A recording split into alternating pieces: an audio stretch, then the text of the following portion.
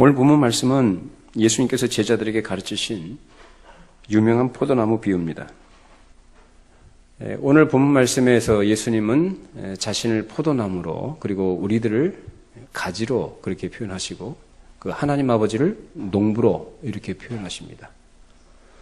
자, 여기에서 농부이신 하나님 아버지는 예수 그리스도와 어떤 밀접한 관계 속에 있다라는 것을 말씀하시면서 우리에게 가르쳐준 중요한 요점이 뭐냐면은 가진 우리가 무엇을 맺어야 된다는 것을 가르칩니까? 열매를 맺어야 된다는 걸 가르칩니다. 그래서 열매라는 것은 그 가지의 생존 여부를 결정할 정도로 대단히 중요한 조건이라는 거예요. 그래서 가지가 열매를 맺지 않는다면 어떻게 한다고 합니까? 2절에서 아버지께서 그것을 어떻게 한다고요? 제거해 버리신다라는 거예요. 그래서 열매를 맺어야 되는 것은 선택사항이 아니라 반드시 마땅히 필수적인 것이다 그 말입니다. 그만큼 중요한 것이 바로 열매예요. 그래서 만약에 열매를 맺지 못하게 되면 아버지께서 제거해 버리시고 사람들이 그것을 주워다가 불에 던져서 태워버림으로써 그 존재의 의미조차도 사라지게 된다는 것을 말씀하십니다. 그러므로 가지는 열매를 맺어야 되는데 그 열매를 맺는 가지가 있을 때에 그것이 바로 포도나무로서의 마땅하고 아름다운 완성된 자태다라는 것입니다. 여러분 포도나무가 있는데 포도 열매가 맺지 않으면 그 나무가 온전해 보입니까? 비정상으로 보입니까? 비정상으로 보이죠? 그 예수님은 그런 분이 아니다라는 거예요. 포도나무가 누구라 그래요? 예수님이에요. 그러니까 예수님께 붙어있는 가지는 반드시 거기서 무엇이 맺혀야 된다? 열매가 맺혀야 된다, 맺어질 수밖에 없다라는 것을 말씀하신 겁니다. 그래서 예수님의 이 비유를 통해서 교회와 관련된 아주 중요한 진리를 말씀하신 것인데 교회는 이 세상에 오신 예수님께서 죽으시고 부활하심으로써 그 택하신 백성들을 불러내시고 그 불러내신 자들에게 생명을 주심으로써 그 몸의 지체로서 어떤 그 역할을 하도록 하신 것이 바로 교회라는 것입니다. 그것을 위해서 죄인들의 모든 죄를 씻어 주셔야 했고 그 보혈로 깨끗하게 씻어 주심으로 죄의 형벌을 면하게 하심으로써 우리의 모든 삶을 풍성하게 해 주신 거예요. 그래서 이제 그 죄 씻음 받은 자들이 이제 그리스도 안에서 깨끗하게 된 하나님의 백성들이 되었고 이제 그리스도와 관계를 가지게 되었다는 것입니다. 자, 로마서 6장 12절, 14절 말씀 같이 함께 있습니다. 그러므로 너희는 죄가 너희 죽을 몸을 지배하지 못하게 하여 몸의 사역에 순종하지 말고 또한 너희 지체를 불의의 무기로 죄에게 내주지 말고 오직 너희 자신을 죽은 자 가운데서 다시 살아난 자같이 하나님께 드리며 너희 지체를 의의 무기로 하나님께 드리라. 죄가 너희를 주장하지 못하리니 이는 너희가 법 아래 있지 아니하고 은혜 아래 있습니다. 이 사실 여러분 믿으십니까? 죄가 우리를 지배하지 못해요? 죄가 더 이상 우리를 주장하지 못하는 줄로 믿습니다. 우리는 예수 그리스도를 믿는 자들은 그 죄와 사망에서 종노릇하던 자리에서 벗어난 자들이고 해방된 자들입니다. 그렇기 때문에 더 이상 죄는 우리에게 더 이상 지배력을 발휘하지는 못해요. 영향은 미칩니다만. 그만큼 우리는 하나님의 백성이 되어져서 이제 자유와 해방을 얻은 거룩한 백성들이 됐다 그 말입니다. 그래서 이 자유를 얻게 하는 큰 은혜를 하나님께서 우리에게 주셔서 그 은혜의 세계에게 들어온 모든 사람과 신비한 연합을 이룬 사실이 바로 교회로 나타난다는 것입니다. 그렇게 이루어진 교회는 이제 그 이후로 계속해서 장성해 가면서 그 과정 속에서 무엇을 맺게끔 되어 있다? 열매를 맺게끔 되어 있다라는 것입니다. 자, 그러면 그 열매를 어떻게 맺게 되느냐? 그 원리가 나와 있죠. 그 원리가 어떻습니까? 가지가 어디에 붙어 있어야 돼요? 포도나무에 붙어 있어야 돼요. 원나무에 붙어 있어야만 거기에서 열매를 맺게 됩니다. 그래서 중요한 건 교회가 누구와의 관계가 바르게 되어 있어야 됩니까? 예, 원나무이신 예수 그리스도와 바른 관계, 다시 말하면 생명의 연결 관계가 되어져 있어야 된다는 거예요. 예? 그것이 되어져 있을 때 열매가 맺어지게 된다는 것입니다. 자, 그런데 오늘 본문에서는 열매를 맺지 않는 가지는 어떻게 한다고 했어요? 제거해 버린다고 그랬죠. 자, 우리 한번 생각해 보십시다. 예수 그리스도께 연결되어져 있다고 하는데 열매를 맺지 않는 가지는 어떻게 한다고 그래요? 제거해 버린다는 거예요. 그러면 예수 그리스도와 생명의 연결 관계가 한번 맺어졌음에도 불구하고 열매를 맺지 않게 되면은 어떻게 된다는 얘기일까요?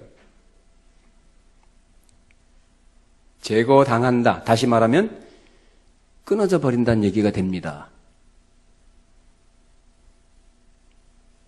겁나지 않습니까? 여기에서 예수님께서 강조하신 것은 끊어버리고 제거해 버리신 것을 강조한 게 아니고 무엇을 강조한 거예요? 열매를 맺어야 할 당위성을 강조하신 거예요. 우리 자식들이 집에서 말 안 들으면은 부모 속썩이면 부모들이 뭐라 그래요?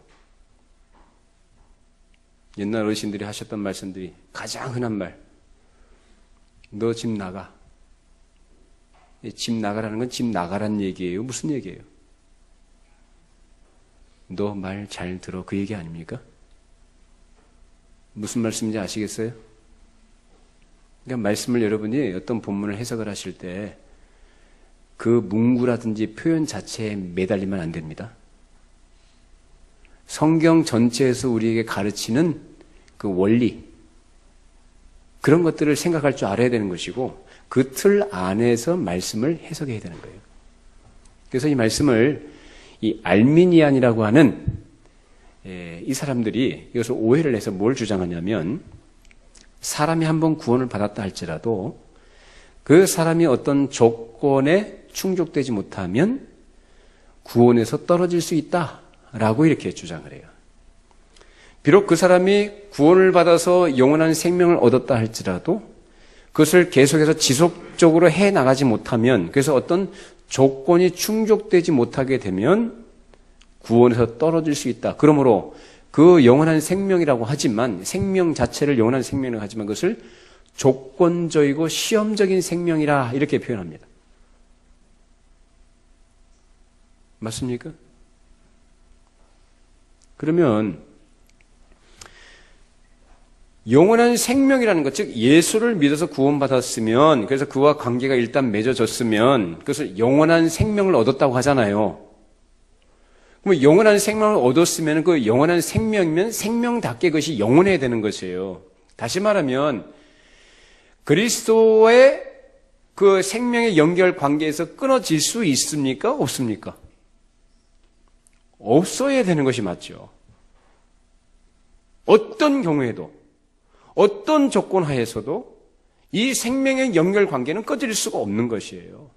만일 끊어진다고 한다면 그것은 영혼이라는 것이 아니죠. 영혼은 한 번 되어진 것이 어떤 경우에도 변함없이 영원토록 지속되는 것이 영혼이에요. 하나님께서 우리에게 주신 생명이라는 것이 바로 그 영원한 생명이라는 것입니다. 그렇기 때문에 가장 확실하고 분명하며 영원한 것이 우리가 가지고 있는 생명인 줄로 믿습니다. 어떤 조건에도 내가 못해도 그리스도와의 관계에서 끊어질 수 없습니다. 누가 시작하셨기 때문에? 그건 하나님께서 하신 일이에요. 내가 원해서 된 게 아니에요. 내 실력으로나 의지와 결단 가지고 된 거 아닙니다. 근데 알미니안들은 그렇게 안 가르쳐요. 사람이 노력해야 된다. 선행해야 된다. 우리 아들이 다니는 학교가 감리교단 학교예요. 얘가 거기 학교에 채플에 들어가서 채플 들어보면은 전혀 이상한 얘기를 한다는 거예요. 자기가 지금까지 들어왔던 그 진리, 그 복음하고는 전혀 다른 얘기를 한다는 거예요. 이상하대요. 얘가 그래도 들은 건 있어서 분별을 하는가 봐요. 어떤 인간의 노력과 선행들, 어떤 공로적인 것들, 이런 것들을 자꾸 얘기하는 거예요. 그래서 그게 못 미치면, 그게 안 되면 어떻게 된다? 구원에서도 떨어질 수 있다라는 식으로 가르치는 거예요. 그래서 그 사람들, 알미니안들은요, 굉장히 열심히 냅니다. 그렇게 해야만 구원에서 안 떨어지니까. 근데 성경은 어디서 그런 걸 가르치지 않습니다. 우리의 열심과 우리의 헌신과 우리의 충성과 우리의 모든 봉사는 주신 은혜에 대한 감사로 드리는 것입니다. 수준이 높죠. 수준이 달라요. 그렇게 율법적이고 인본적인 그런 게 아니고 감사로서 하나님께 드리는, 우러나오는 자발성을 가지고 하나님께 드리는, 어떤 공로도 우리는 주장하지 못합니다. 그게 달라요. 그러므로 포도나무와 가지의 관계에서 끊어버린다는 것은 반드시 열매를 맺어야 한다는 것을 강조하는 것으로 우리가 이해를 해야 맞습니다.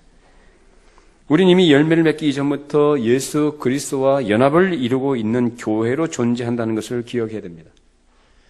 교회라는 것은 그 열매를 맺고 안 맺고 그런 것을 먼저 논하기 전에 먼저 무엇이 선행적으로 이루어진 상태에 있습니까? 생명의 근원이시는 예수 그리스도와 어떻게 돼 있어요?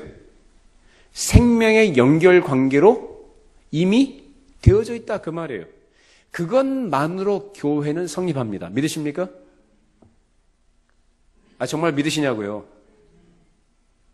우리가 뭘 하고 안 하고 이전의 문제라 그 말입니다. 이미 그리스도께서 선택하신 자들을 깨끗하게 하셔서 그의 몸에 붙여주셨다 그 말이에요. 그렇기 때문에 붙여줬으니까 거기서 뭐가 나와야 되는 것이다? 열매가 나와야 된다는 당위성을 여기에서 강조하시는 거라 그 말이에요. 네? 우리가 교회로 부름받았던 사실 자체가 우리가 얼마나 정말로 그걸 감사해야 되고 그걸 귀하게 여겨야 되는지 아시겠어요? 네? 그 가치를 모르는 사람들이 자기 마음대로 사는 거예요. 자기 마음대로 사니까 열매가 있어요, 없어요? 자, 물어봅니다. 자기 마음대로 이렇게 사니까 열매가 있어요, 없어요? 열매가 없는 거예요. 한번 돌아보십시오. 이 열매가 맺어지는 원리는 생명이신 예수 그리스도와 바른 생명의 연결 상태에 있을 때 열매를 맺는 거예요. 근데 그렇다면 생명의 연결 관계 속에 있다면 머리신 그분의 지시를 따른다는 것이거든요. 그러면 거기서 열매가 나타나게 돼 있는데 그게 아니라 이제 자기 마음대로 하는 거예요. 자기 마음대로. 그러니까 열매라는 걸 질 수가 없는 거예요. 자, 그러면은 열매가 없으면 제거버리신다, 떨어진다. 그 얘기는 아까 말씀드린 것을 여러분이 이해하시면 될 것 같고요. 포도나무의 가지가 생명의 본체에서 떨어질 수 없는 것이고 계속 붙어 있는데 이제 나타나는 상태가 다르다라는 거예요. 어떤 경우에는 생명력 있는 그러한 능력을 발휘해서 일을 할 수 있는 상태에 있다가도 어떤 경우에는 죽은 것이나 잠자는 것처럼 될 수도 있다는 것입니다. 그것이 바로 오늘을 살아가는 예수를 믿는 성도들의 현실이고 우리의 형편입니다. 그래서 어떤 사람은 예수 믿는 성도답게 그리스도인다운 풍성한 삶을 살아가는 사람이 있는가 하면 어떤 사람은 전혀 그렇지 못해요. 예수 믿는다고 하면서도 전혀 그리스도인다운 삶을 살아가질 않아요. 못해요. 그게 드러나질 않아요. 그러면 그 사람은 구원에서 멀어지느냐? 아니에요. 그 사람이 구원받은 하나님의 백성이라면 구원받은 것은 확실하다고 할지라도 그 구원의 은혜를 베풀어 주신 그 하나님의 그 은혜에 부합되지 못한, 다시 말하면 존재의 의미를 망각하고 살아가는 상태에 있는 거예요.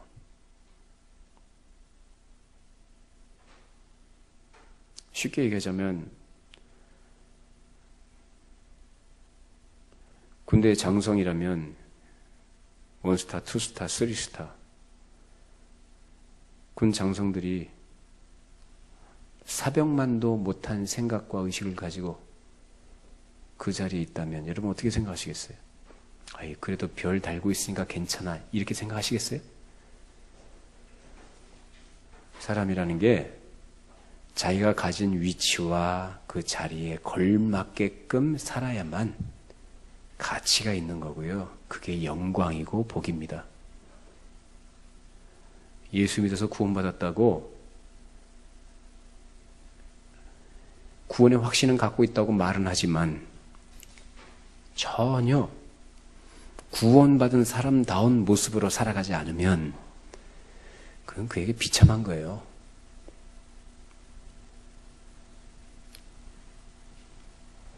그래서 그런 사람은 비록 생명을 얻었다고는 하지만 그의 구원이 사회적으로나 하나님 나라적 관점에서는 별 의미를 갖지 못하는 것입니다. 그래서 예수님께서는 여기서 그것을 지적하신 겁니다. 따라서 이 세상에 존재하는 교회가 존재로서의 의미를 바르게 드러내기 위해서는 언제나 머리이신 예수 그리스도께만 붙어 있어야 되는 것이고 거기에서 생명의 열매를 늘 맺고 있어야 한다는 것입니다. 자, 그럼 여기서 우리가 중요하게 주의해야 될 문제는 뭐냐면, 그럼 과연 열매라는 것이 도대체 뭐냐라는 거예요. 그 열매는 뭘까요? 과거에 우리 한국교회에서 강단에서 가르친 내용들이 어떤 종교적인 열심과 어떤 봉사와 헌신을 굉장히 많이 강조했습니다. 예를 들면 전도 열심히 해야 되고, 하여튼 교회가 부흥해야 되고, 교회 건축해야 되고, 헌금 많이 해야 되고, 대충 뭐 이런 것들이에요. 여러분 그렇게 들어오셨죠? 어떤 교회 내부적으로 행하는 일들에도 열심히 참석해야 되고, 그 봉사를 열심히 해야 되는 것으로. 근데 그것이 마치 어떤 열매인 것으로 생각하게 되더라 그 말입니다. 근데 그건 열매가 아니고 어떤 열매의 어떠함을 나타내는 수단이고 표현일 수는 있지만 그 자체가 열매의 본질은 될 수가 없습니다. 믿으십니까? 그래서 우리가 교회가 6년, 7년 됐으니까 그 성도가 몇 명 모여야 되고 어떤 교회 재정적인 부분이든지 교회 모든 형편들이 좀 더 나아져야 되고 어떻게 좀 객관적으로도 좀 인정될 만한 그런 성장의 증거들이 있어야 되지 않겠느냐 이런 생각들도 쉽게 하는 것은 그것이 바로 사람이 갖고 있는 생각들이기 때문에 그렇습니다. 하나님이 그걸 원하시는 게 아니에요. 하나님께서 우리에게 원하시는 것은 몇 명 모여야 되느냐, 얼마나 많은 선교사를 파송하느냐, 얼마나 많은 교회를 돕느냐, 그런 것 이전에 우리 자신으로부터 나타나는 열매가 무엇인가를 하나님께서는 묻고 계시는 거예요. 그게 되지 않은 상태에서 어떤 가시적인 성과요, 어떤 가시적인 결과물들을 가지고 논하는 것은 그것이야말로 성경을 오해해도 너무도 철저하게 오해한 결과입니다. 성경 어디에도 그런 걸 말하지 않아요. 그러면 성경에서 말하는 열매는 도대체 뭐냐? 물론 여러 곳에서 얘기합니다만 오늘 본문에서 가르치는 열매라는 것은 예수 그리스도와 생명의 연결체로 존재하는 우리에게서 당연히 나타나는 결과적인 것들을 말하는데, 그런데 그 결과는 나 혼자서 낼 수 있는 것이 아니라 어떻게 됐을 때 가진 내가 원 포도나무인 그리스도께 붙어 있을 때 맺게끔 돼 있다라는 거예요. 그것은 필연적인 것이다라는 것입니다. 내 의지를 갖고 맺어지는 게 아니라, 내가 노력해서 맺어지는 게 아니라 누구한테 붙어 있을 때, 그리스도께 붙어 있을 때, 마치 생명수가 그 뿌리로부터 흡수되어진 뿌리로부터 이제 그 가지로 이제 공급되는 생명수가 그 가지 끝으로 전달되어져서 거기에서 열매를 맺듯이 그런 원리 속에서 맺어지게 된다라는 것입니다. 그래서 열매라는 것은 다른 사람에게 그것이 공급됨으로 인해서 그 사람에게 생명력이 공급되도록 하기 위하여 준비된 것이어야 되는 것이고, 그것이 그 열매로서의 어떤 가치를 발휘하는 것입니다. 그러니까 열매 자체로만 존재한다면 의미가 있어요, 없어요? 없는 거예요. 근데 그 열매를 누가 취하시느냐면 하나님께서도 취하시고 영광을 받으심과 동시에 누구도 취한다고요? 다른 사람도 취합니다. 내가 포도나무에 있는 어떤 영양 성분을 얻기 위해서 포도나무를 씹어 먹습니까? 뭘 씹어 먹습니까? 포도라는 것을 내가 먹잖아요. 포도 열매를, 알갱이를 먹잖아요. 그걸 먹음으로써 포도의 영양 성분을 내가 취하죠. 내가 거기서 에너지를 얻는다 그 말입니다. 그래서 예수를 믿는 성도들은 그 열매가 돼야 된다 그 말이에요. 쉬운 말로. 여러분 어떤 열매가 되고 있습니까? 열매가 있나요, 없나요? 열매가 있다면 그 열매 자체로서만 존재합니까? 아니면 그 열매가 그 목적에 따라서 사용되고 있습니까?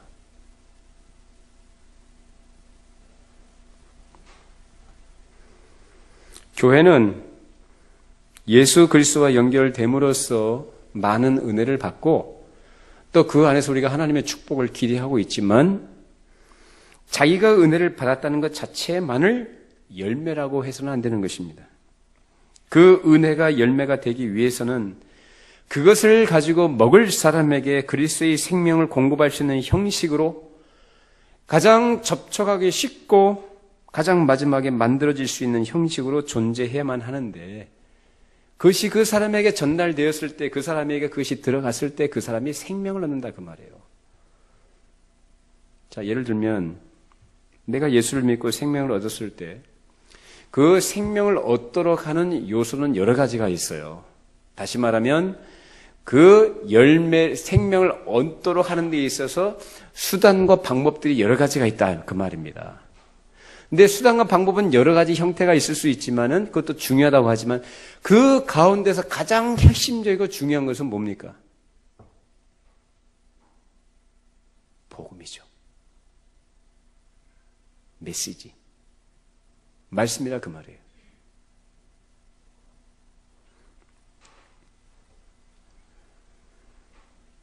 복음이라는 것은 사람이 그리스도의 죽으심과 부활하심에 의해서 하나님의 구속을 받고 자유와 생명을 얻는다는 사실을 가르치는 진리입니다. 그래서 이 복음을 내가 들을 때 성령께서 그 말씀을 가지고 사용하셔서 내 안에 새로운 생명을 창조하시고 내 모든 죄를 깨끗하게 하실 뿐만 아니라 내가 그리스도의 생명이 연결된 사람으로서 그 생명을 소유하게 되도록 하신 것입니다. 이제 그 생명을 마찬가지로 이 세상 사람들이 소유하게 되는 방식, 형식이 바로 뭐냐? 복음의 말씀이 그 사람 안에 들어가야 한다는 것입니다. 근데 중요한 것은 그 복음의 말씀이 생명을 가진 내가, 나의 성품과 나의 상태와 내가 가지고 있는 현재 처해 있는 위치에서 그 말씀이 복음으로서 들어가야 된다는 거예요. 근데 말로는 복음을 얘기하면서 그 복음에 걸맞지 않은 생활을 해 나간다고 하면 그 말씀은 아무 의미가 없다라는 것입니다.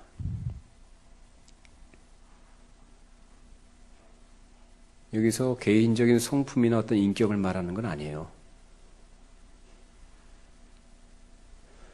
그가 그리스도에게 붙어서 머리신 그리스도의 어떤 자양분을 공급받으면서 정상적인 관계 속에 있다고 한다면 그 가지는 누구를 닮아가게 돼 있나요? 그리스도를 닮아가고 그리스도의 성품, 속성을 드러낼 수밖에 없잖아요. 그렇잖아요. 근데 이 원리적인 것이라는 차원에서 복음을 얘기하고 진리를 얘기하고 말씀을 얘기합니다만 그 사람이 그 복음의 사실이라는 것이 그 사람에게 없으면, 복음의 사실이 그 사람의 생활 속에 없으면 그것은 열매도 아니고 아무것도 아니다 그 말이에요. 근데 어떤 사람은 그것도 없으면서 복음의 사실도 없으면서 일을 열심히 하고 일을 잘하는 사람들이 많아요. 한국교회 안에. 일은 열심히 하고 열정적으로 봉사도 참 잘하는데 이게 영 안 맞는 거야. 언밸런스예요. 언밸런스. 그러니까 열매가 있는 겁니까? 없는 겁니까? 열매가 없는데 열매가 있는 것으로 생각하는 거예요. 열매가 아니라니까요. 그런 거는 본질이 아니라고요. 괜히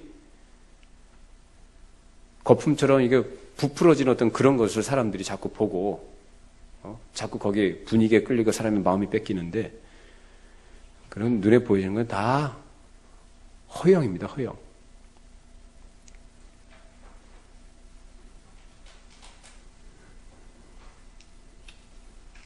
그렇기 때문에 그 열매라는 것은 결국은 다른 사람이 아니라 자기 자신에게서 나타나야 된다는 것입니다. 자, 성령의 열매라는 차원에서 그런 것들을 한번 살펴볼 텐데 우리 갈라디아서 5장 22절, 23절 읽어보시죠. 오직 성령의 열매는 사랑과 희락과 화평과 오래 참음과 자비와 양선과 충성과 온유와 절제니 이 같은 것을 금지할 법이 없느니라. 그래서 사랑, 희락, 화평, 오래 참음, 자비, 양선, 충성, 온유, 절제라는 성령의 9가지 열매라는 것은 그 자체로 끝나는 게 아니라 교회로서의 거룩한 열매를 맺는 씨앗이다라는 것입니다.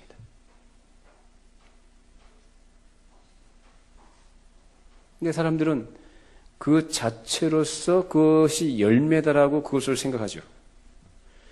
그런 것들을 맺도록 성령께서 역사하시는 이유가 있다라는 거예요. 목적이 있다라는 거예요. 그 열매를 맺는 것 자체가 목적이 아니고, 예를 들어서 사랑을 얘기해 볼까요? 성령의 9가지 열매 중에서 제일 먼저 등장하는 게 사랑이에요. 사실은 그 나머지는 다 이 사랑으로부터 나오는 것들인데, 자, 이 사랑은 그러면 우리가 사랑이라는 열매를 맺다고 치십시다. 그럼 내가 누구를 사랑하는 것은 그 무엇 때문에 사랑하는 겁니까? 하나님의 사랑을 그에게 나타내기 위한 것으로서 사랑하는 거예요.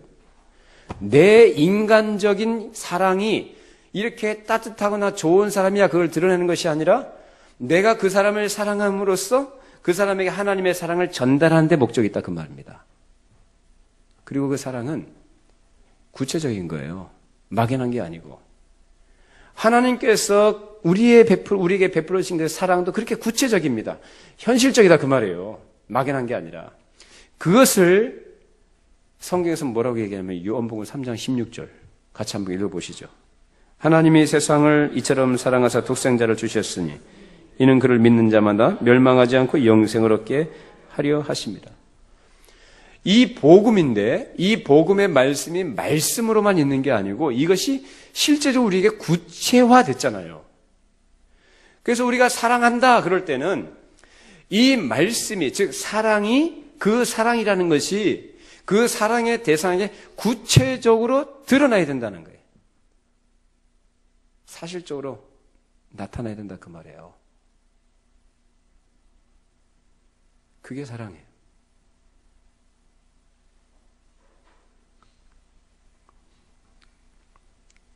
그래서 실제로 그 사랑을 받을 수 있게 되어야 사람에 대한 사랑도 의미가 있는 것이지 그냥 좋은 게 좋다는 식으로 내가 너를 사랑한다 해가지고 그 사람이 여전히 죄 가운데서 멸망 가운데로 걸어가고 있는데도 불구하고 그냥 내버려 둔다?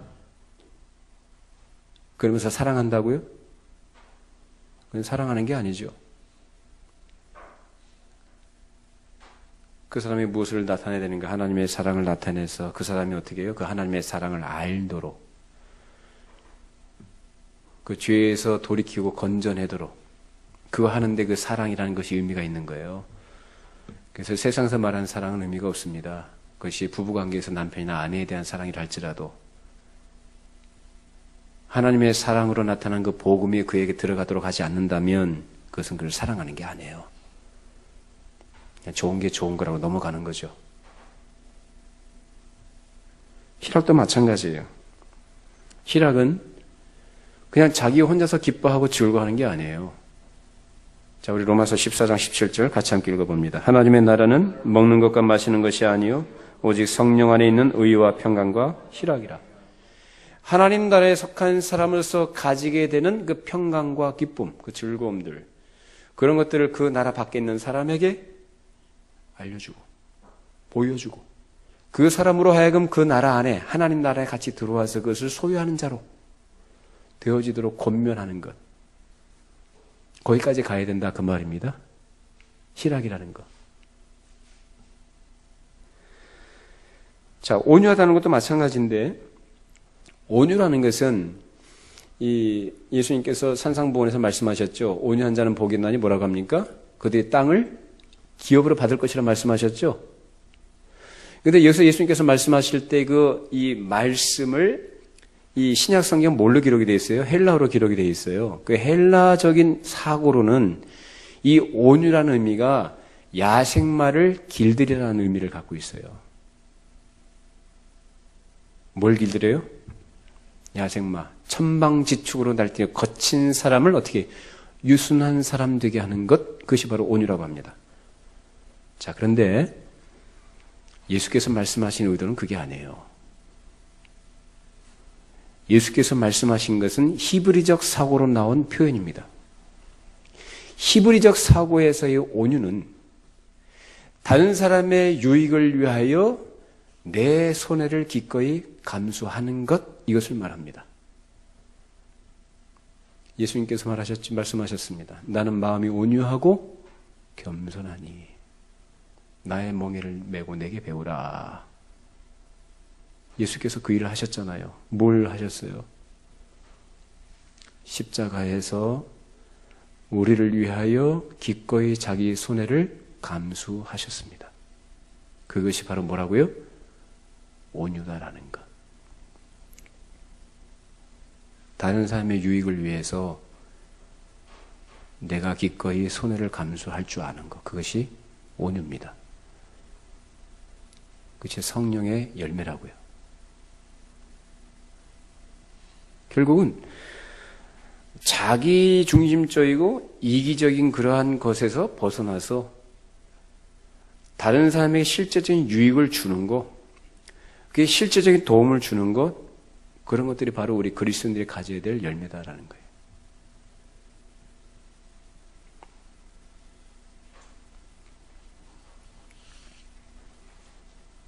이 모든 것들은 모두 다 포도나무에 있는 여러 가지 요소 중에 하나이긴 하지만 그것만으로는 포도나무의 참된 절대적인 생명의 어떤 요소가 될 수는 없습니다. 그것들을 포장해서 전달한 어떤 수단과 어떤 방식일 수는 있지만 그 자체가 생명을 주는 것은 아니다 그 말이에요. 그러면 그 안에 중요한 것이 뭡니까? 복음이죠.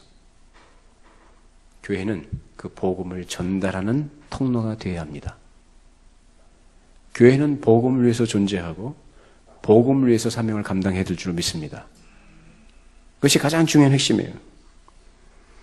그래서 교회의 도덕적인 품성이 서 있는 위치에서 복음의 사실이 전달될 때 그것이 다른 사람에게도 중요한 열매가 된다는 것입니다.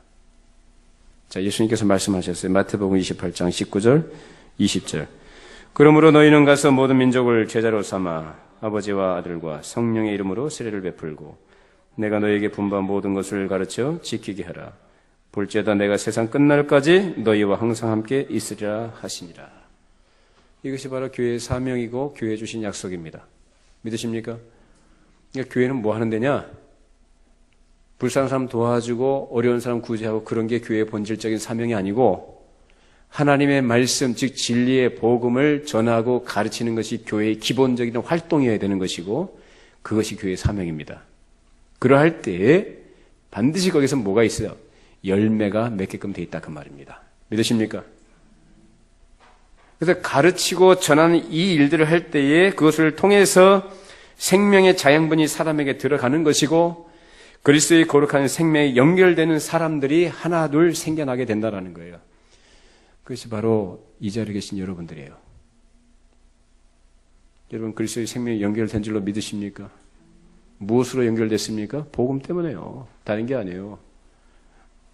목사가 이뻐서 목사가 잘해서가 아니고 어떤 사람이 어떤 공로에 의해서가 아니라 그리스도의 복되신 말씀에 의해서 성령께서 그것을 사용하셔서 우리를 그렇게 만드셨어요. 그래서 성령님은 혼자 역사하신 분이 아니라 반드시 선포되는 말씀을 사용하신 분이에요. 성령님은. 그래서 여러분들이 생명이 연결됐다는 것은 곧 그것이 무슨 뜻이냐면 교회의 강단에서 하나님의 말씀이 즉 그리스도의 말씀이 바르게 선포됐다는 얘기고 그것을 성령께서 기쁘게 사용하셔서 여러분 안에 그러한 참 믿음을 불러일으키시고 생명을 소유한 자로 만들어주셨다는 얘기예요. 그것이 교회가 하는 일이어야 됩니다. 그리고 이 사명은 세상 끝날까지 변함없이 지속되어야 됩니다. 사람이 복음을 듣고요 거듭나게 되면 완전히 달라져요. 그 사람의 가치관이 바뀝니다. 여러분 어떤 가치관을 갖고 있어요? 요즘 여러분 거듭난 것을 여러분 확신하시는가요? 이거 분명히 하셔야 돼요. 여러분의 거듭난 것을 여러분 점검해 보셔요. 여러분 거듭난 거 확신하세요? 이건 굉장히 중요한 질문이에요. 이거는 영원한 것을 가르는 질문입니다, 여러분. 거듭난 것이 분명하다고 확신하시나요? 그 거듭남이라는 것은 사람을 완전히 바꾼 거예요. 그래서 그 사람의 가치관이 바뀐 것이고 인생관이 바뀔 수밖에 없어요. 그 인생의 목표가 바뀔 수밖에 없는 거예요.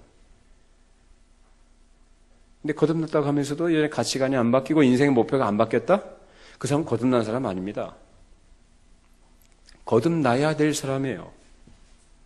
그래서 교회 안에 그렇게 불쌍한 사람이 많은 거예요. 거듭나야 될 사람이 너무나 많기 때문에.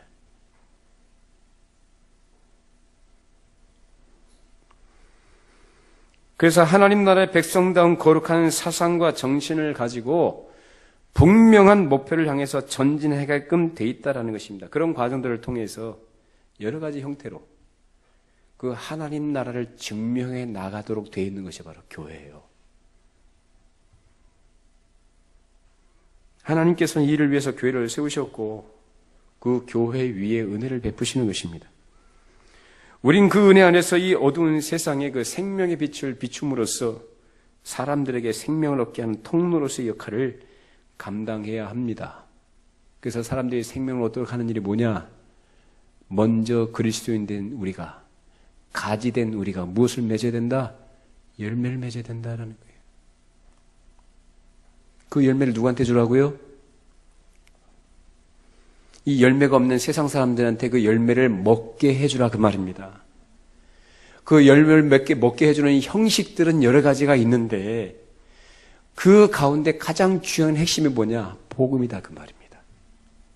그래서 그 열매가 그 사람 안에 들어가면 생명을 얻게 하듯이 이 생명의 말씀이 그 사람들에게 전달되어져서 그 사람들 안에 들어가게 됨으로써 그들이 생명을 얻도록 하는 이 일을 위하여 하나님은 우리를 교회로 부르셨고 지금까지 은혜를 주셨고 우리를 인도해 오셨으며 우리의 그 역할을 하도록 요구하고 계시는 것입니다.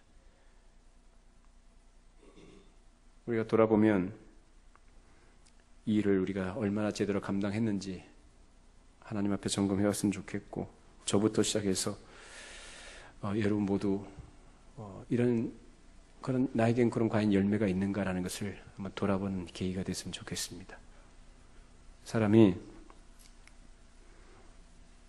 그리스도를 중심으로 모든 생각과 생활을 정상적으로 할 때 거기에서 바르게 자라고 열매를 풍성히 맺게 되겠지만 비정상적일 때에는 예수 믿고 구원받아서 천국 가는 티켓을 따놨다는 이런 안주하는 생각 속에서 자기들끼리 즐거워하고 자기들끼리 모입니다. 그건 정상이 아니에요. 구원의 확신 갖는 건 너무 중요하고 좋은 것이지만 그 확신과 기쁨이 있다면 그것을 여러분이 다른 사람들에게 전할 수 있어야 된다는 거예요. 예, 우리끼리 그게 아니라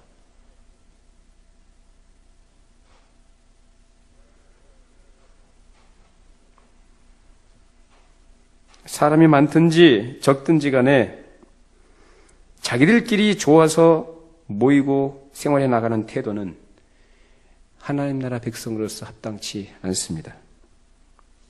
그런 사람은 자기가 왜 구원받았으며 새 생명을 가진 새 사람으로서 이 땅에서 무엇을 위해서 어떻게 살아야 되는지, 그것을 위해서 내가 하나님께 어떤 빚을 지고 있으며 그 하나님께로부터 어떤 책임과 의무를 부여받았는지에 대해서 아무 생각이 없이 살아가는 사람입니다.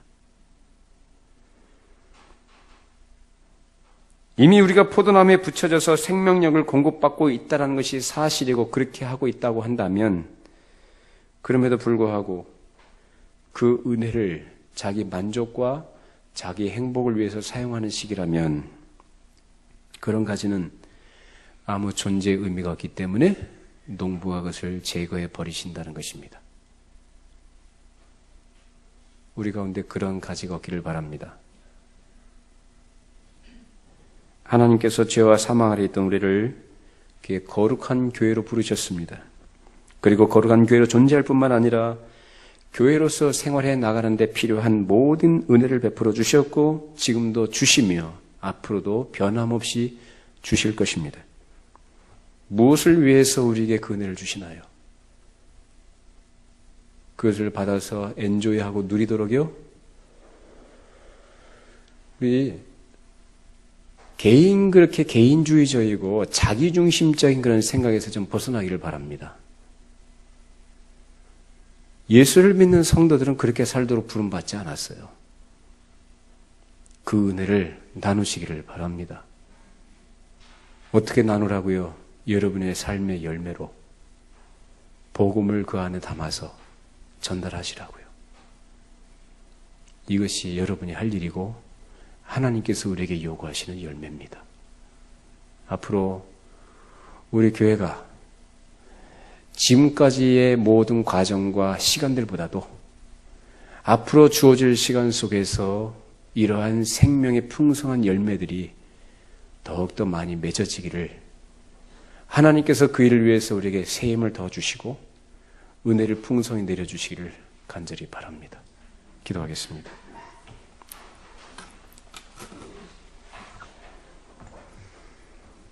하나님의 은혜를 받았음에도 그 은혜를 헛되이 누리며 살았던 저희들입니다. 지난 7년이란 기간 동안 하나님께서 많은 은혜를 주셨지만 그 주신 은혜의 10분의 1도 하나님께 충성하지 못하고 헌신하지 못한 저희들의 무지와 어리석음과 게으름을 용서하여 주시옵소서. 아버지, 참으로 저희들이 받은 바 은혜가 어떠한 것인지를 늘 깊이 생각할 줄 알게 하시고 그 은혜를 주신 목적이 무엇인지를 기억하며 살게 하여 주시옵소서. 늘 복음을 우리의 생명의 양식으로 삼게 하시고 그 복음 안에서 생명을 소유한 자로서 이제 이 생명이 없는 자들에게 이 생명의 복음을 전달할 수 있는 입술들이 되게 하시고 우리의 삶이 되게 하시고 우리의 성품이 되게 하여 주시고 우리 교회가 되게 하여 주시옵소서. 아버지, 참으로 저희들이 부족하고 허물이 많사오나 저희들을 불쌍히 여겨주셔서 앞으로 더 많은 날 동안 주를 섬겨 나갈 때에 하나님의 은혜 안에서 강건하게 하시고 주께서 주시는 힘과 성령의 능력과 역사하심 속에서 날마다 생명의 역사들이 우리 가운데 있게 하여 주시옵소서. 예수님의 이름으로 기도하옵나이다. 아멘.